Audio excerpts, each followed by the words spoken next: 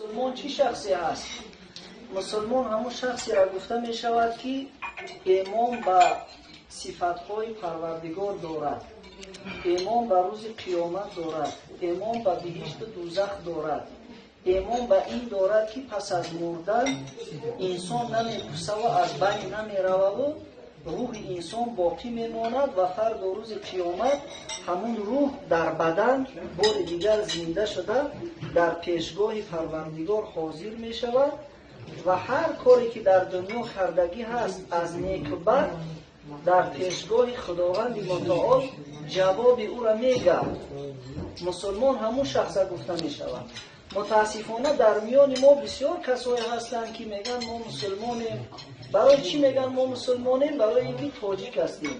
برای چی ما مسلمانیم؟ برای اینکه پدر ما مسلمان بود، نکاح کرده مادری من گرفتگی بود، من هم اگر مردم یا پدرم اگر مرد جنازه‌ش میکنن، حالان که ایمان به روز قیامت ندارن. همین خیلی انسان ها زیادن در جمعیت. ایمان به زنده شدن پس از مردن نداره، گمان میبره که این باطله. این آوازی اکای دودرتون چی نام داشت؟ اکای تقای مراد؟ سایمراد. اکای سایمراد گفت که غیر ما و هم برادر اسلامی یکون کس نماز نمیخونن، زکات مال میگه شما خوب آدمای ساده به عقل به دستی چپونای دیگر اوی زکاتی که ای 40 گوسفند یا گوسفند بتونم با گوسفند زیاد بشه اگر از 100 گوسفند یا گوسفند میدی، از 1000 گوسفند 10 گوسفند، اوی 10 گوسفند و 5 گوسفند 500 و 1000 گوسفند اوبرن در جون شیرینم بخورمش خودم یا بفروشم پولش در خودم استفاده برای من بهتر نیست؟ او کمبغل کی بوده برای من که من اون گوسفند من گرفته خیر میکردم، صدقه میکردم برای کمبغل. همین دلالت به چی میکنم؟ یعنی که زکات انکار داره، باور نداره که همین زکاتی میدادگیش فردا روز قیامت دستگیریش میشود. به این باور نداره، شک شبهه داره. اینا مسلمان نیستند.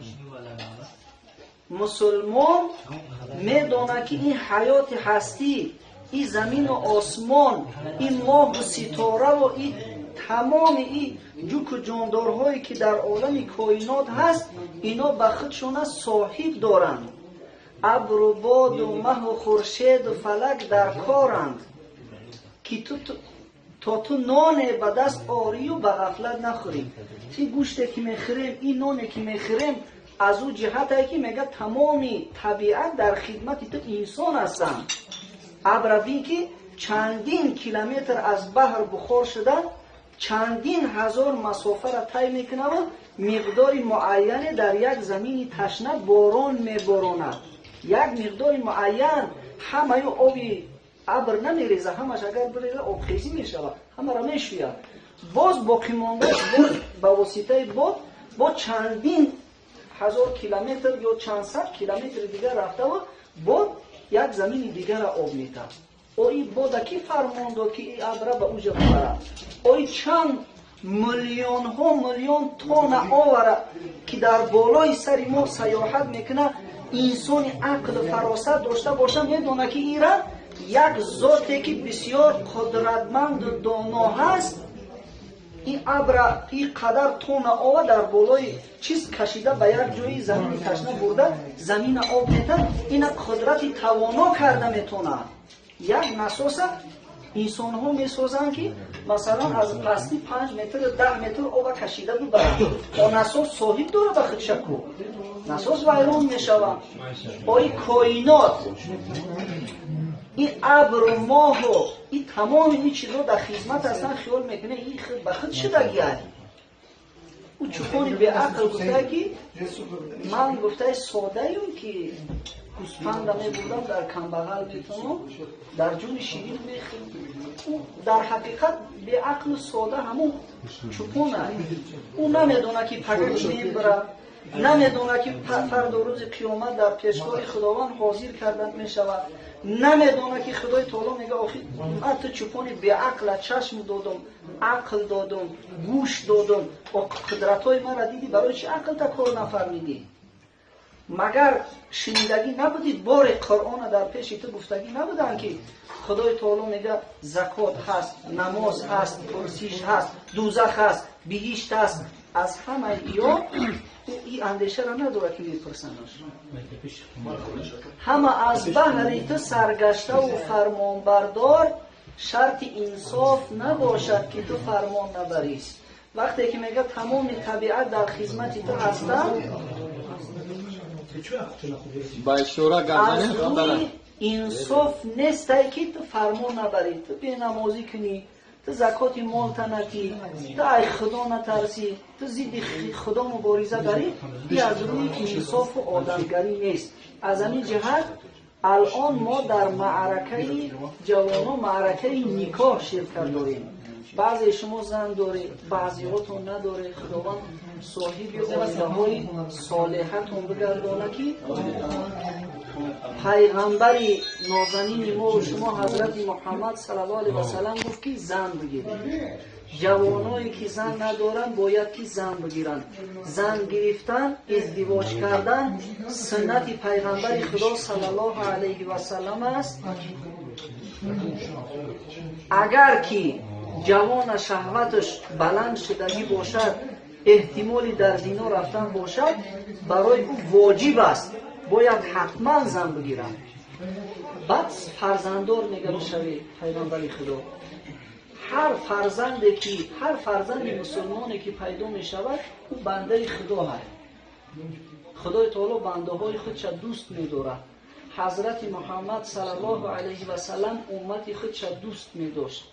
خداوند گفت که ولسوف یعطیک ربک فترضی، زود است که به تو نعمتی میدهیم که تو راضی میشوی. حضرت گفتند اذن لا ارضا و واحد من امتی فی النار، محمد هیچ وقت راضی نمی شود مادام که یکی از امت او در دوزخ باشد. به همین بسیاری امتم حضرت میگه من افتخار میکنم. هر جوان مسلمان افتخار امت محمدی صلی الله علیه و سلم دارد. همین افتخار باید که ما و شما از دست ما ندهیم. حتی بعضی پیغمبرای خدا آرزو داشتن که امت محمدی شود. اما ما همین چیز آسانکر گفتیم. الحمدلله بابامون مسلمان بود، پدرمون مسلمان بود، ما هم مسلمان تولد شدیم. لیکن شیطان هم در بین است. شیطان انسان را وسوسه میکنه. شیطان انسان را میخواه از خدا جدا کنه. شیطان میخواه که انسان رابطهش با پیغمبرش کنده کنه. رابطه با پیغمبر کی کنده میشود؟ وقتی که انسان نافرمانی خدا و پیغمبر کنه. وقتی که انسان زنا و فحشا و این چیزا در دست بزنه. برای همون پیغمبر خدا صلی الله علیه و سلم فرمودن که نکاح کنه تا نصف دین شما در حصار بیاید. نکاح کردن، ازدواج کردن نیم دین انسان از وسوسه شیطان نگه می‌داره.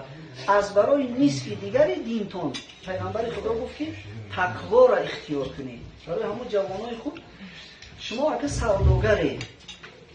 سوداگر بسیارتون یا که با دیگر کسب و کار مشغول هستید، خدا را در پیش نظرتون میگیره، جوانیتون میگذاره.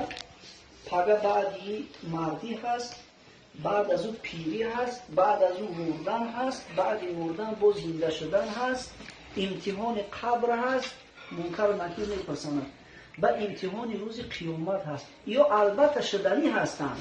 و این الساعة آتیة لا ریب فیها. خدای تعالی میگه البته قیامت آمدنی هست و در آمدن قیامت یگان شک شبهه نیست. هیچ شک شبهه نیست. شما میبینه که بعدی زمستان با بهار میشود. بعد از اونی که درختها قاق میشوند، بعضی جاندارایی که خونی سر دارند به مانند کلاس و تورتنک و مار دیگرها شخ میشوند، بار دیگر باز میبینید که با در بهار زنده میشوند. همین خیل خدای تعالی همین حیات همین خیل خلق کردگی است. دور میخورد آسیابه. در علم فیزیکا یک قانونی هست که قبولش کردگی هست، قانونی به نام لاویزیه. یک عالم فرانسوی نامش همین خیل لاویزیه از نوم همه گفته شدگی است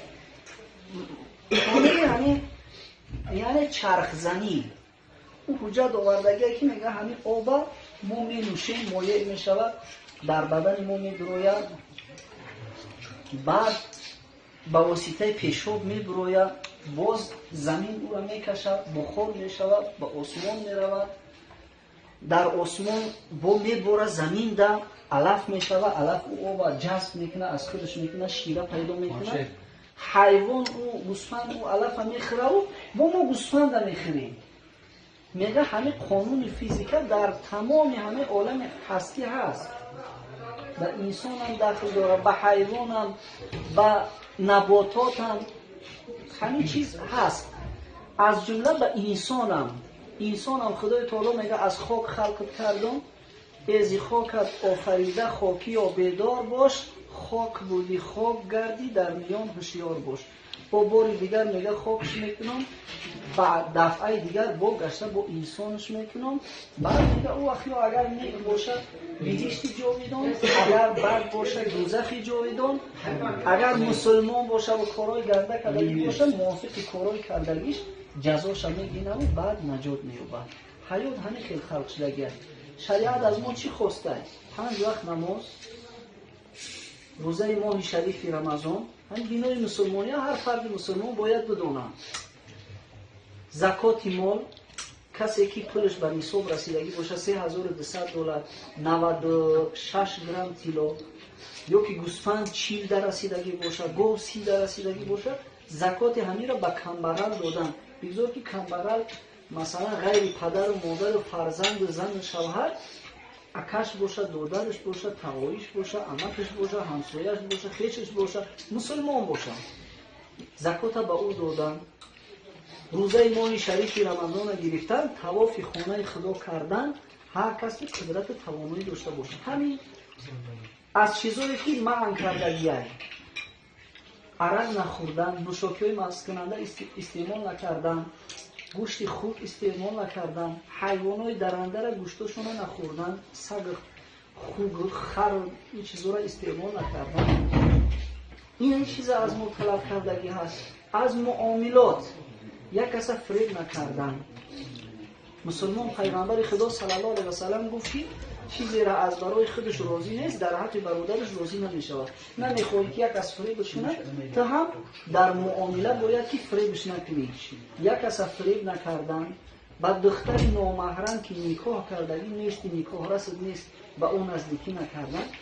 همین یگان چیزی زیادتی دیگه از ما طلب کردگی نیست. خطا کردی بازگشتی به سوی خدا کن، توبه و ندامت، استغفار، خدا تعالی میبخشه.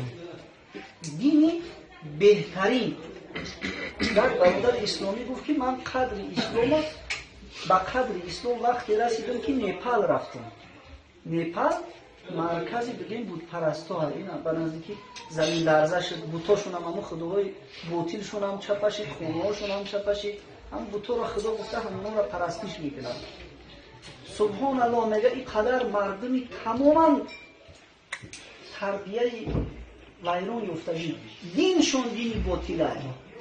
بعد میگه من به قدر اسلام رسیدم که دین اسلام دین انسانی بوده است، دین آدمگری بوده است. همین اسلام در چند بزنه انشاءالله خوشبخت میشیم. بسیار مسلمان ها بودن که از کشورهای اسلامی رفتن، اسلام در انگلیا و در امریکا و در فرانسه و در شویتزاریا و در اینجا مسلمان شدن.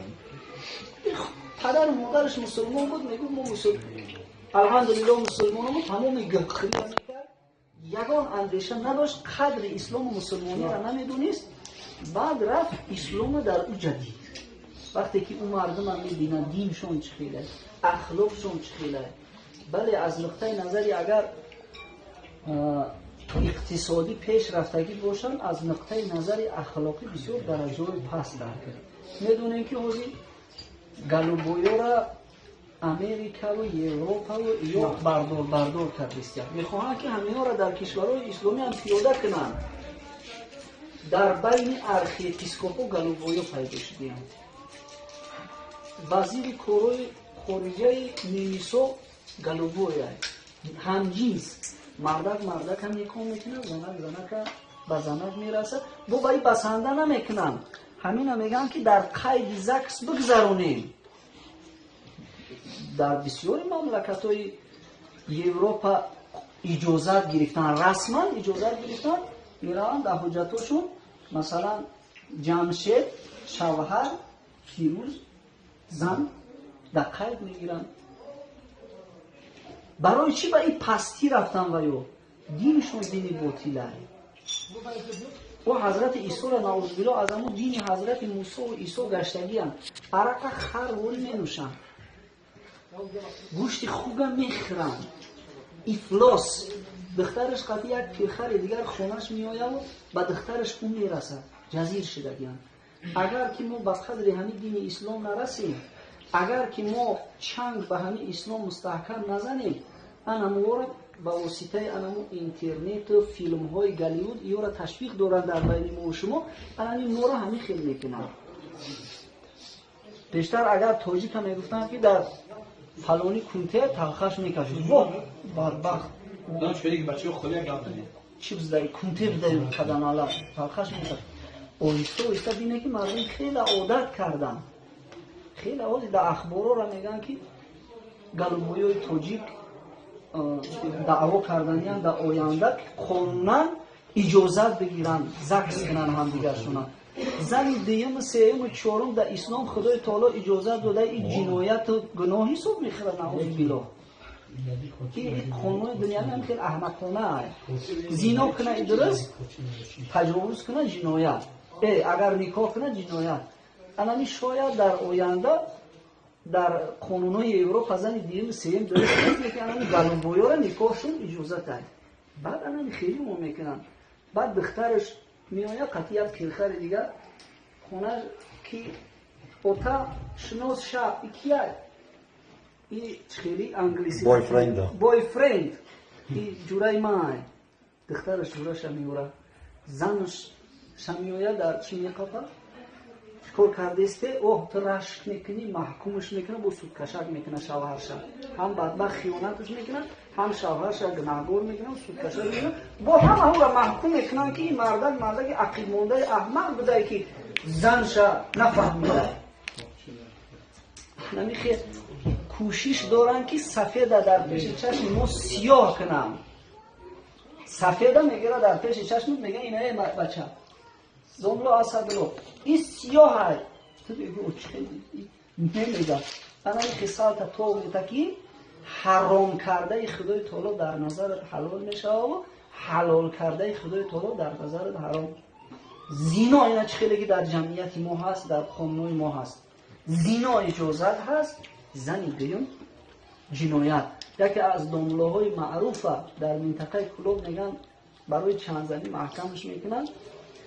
زمانی شوروی این واقعه حیاتی است.